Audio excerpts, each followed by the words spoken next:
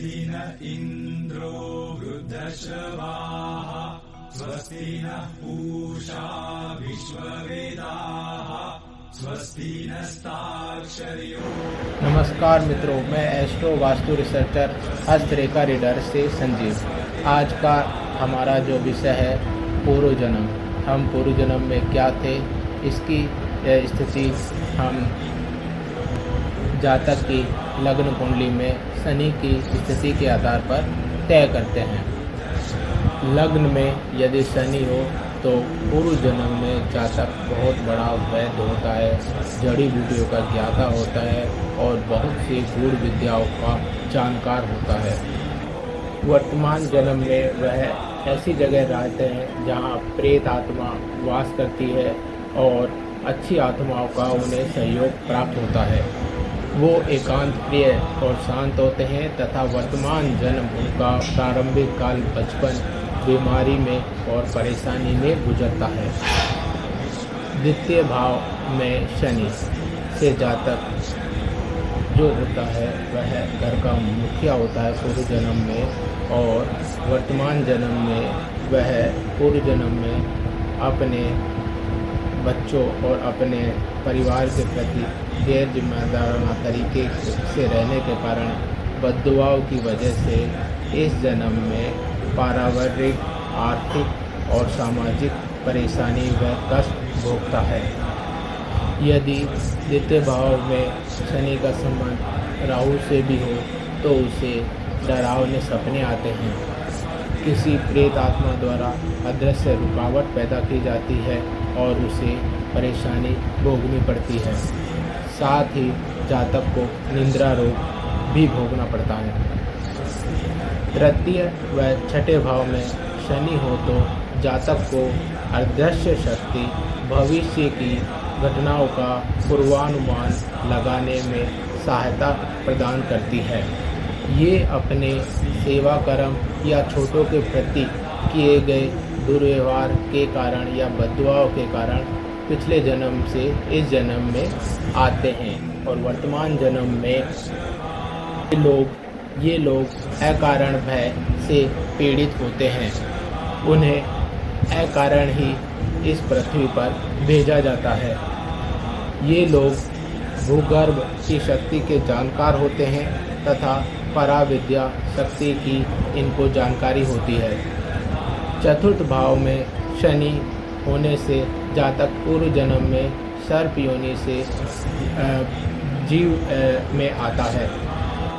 वर्तमान जन्म में उन्हें सर्पों का भय, सर्पों की जानकारी होती है। जातक मानसिक पीड़ित होता है और उदर रोग से भी पीड़ित होता है।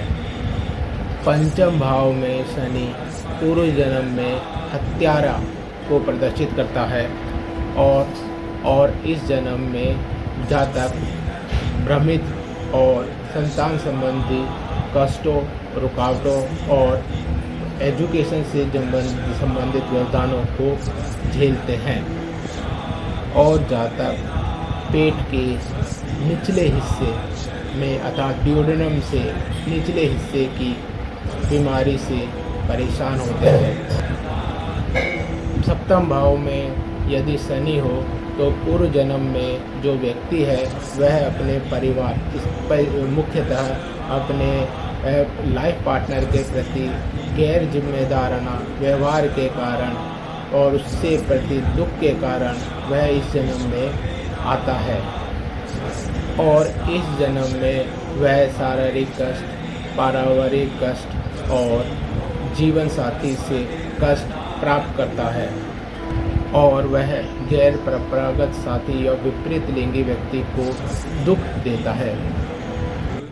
अष्टम में शनि हो तो जातक पूर्व जन्म में गूढ़ विद्याएं, पराविद्याएं, तंत्र विद्याओं का जानकार होता है और अष्टम में शनि होने से इस जन्म में उन विद्याओं के गलत उपयोग करने के कारण, किसी को हानि पहुंचाने के कारण इस जन्म में वह पैदा होता है, जो वर्तमान में अनावश्यक भय से ग्रसित होता है। जो वर्तमान जन्म में सर्प, चोर, मुर्दों के भय से भी ग्रसित होता है।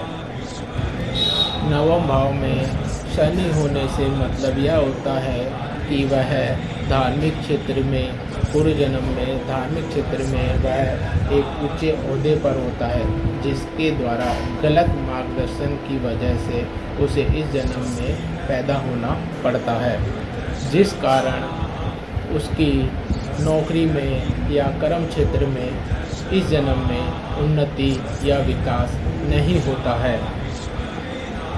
दसम भाव में शनि होने से जातक पिछले जन्म में बहुत मेहनत करने वाला इंसान होता है, जिसने काफ़ी मेहनत की होती है और जिसका प्रतिफल वह इस जन्म में अपने अच्छे सामाजिक स्टेटस और अपने अच्छे सामाजिक सरोकार से प्राप्त करता है।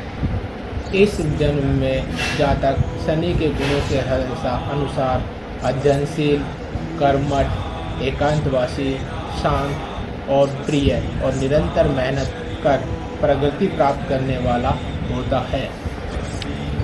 एकादश भाव में शनि से तात्पर्य उसने पिछले जन्म में बहुत अच्छे कर्म किए हैं, जिस वजह से वह इस जन्म में पैदा होने के बाद अपनी इच्छा पूर्तियों को धीरे धीरे प्राप्त करता है और मुख्यतः प्रेम और परिवार से जुड़ी जो उसकी इच्छा होती है वह पूरी होती है।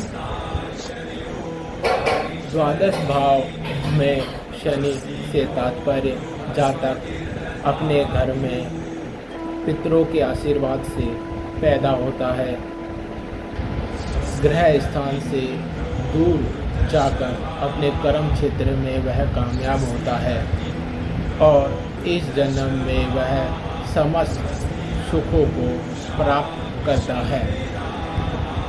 शनि के रूप में जीव कर्मों का एक जन्म से दूसरे जन्म में आदान प्रदान करते हैं। शनि की स्थिति जीव के पूर्व जन्म के और वर्तमान जन्म के कर्मों का निर्धारण करती है। शनि आदमी के जीव के कर्मों का और उनके द्वारा की गई गति का वाहक होता है। इसलिए कुंडलियों में या हस्तरेखा में या फिर वास्तु में शनि को बहुत महत्वपूर्ण और उच्च का दर्जा दिया गया है, जो जातक के कर्म को निर्धारित करते हैं।